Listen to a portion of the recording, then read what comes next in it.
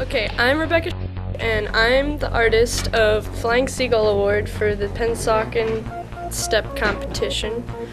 And basically this award was made because one day I walked into school with bedhead and my hair was all crazy, so I decided to put some hairspray on it so it'd stay that way all day. And then boys said I should make a trophy out of it for a competition, so I did.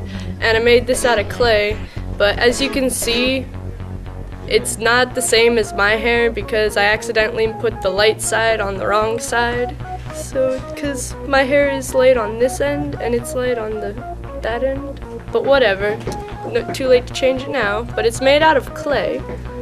And it was kind of difficult to make because hair is kind of difficult to do, but sewing needles come really in handy for doing details. That's all I'm gonna say.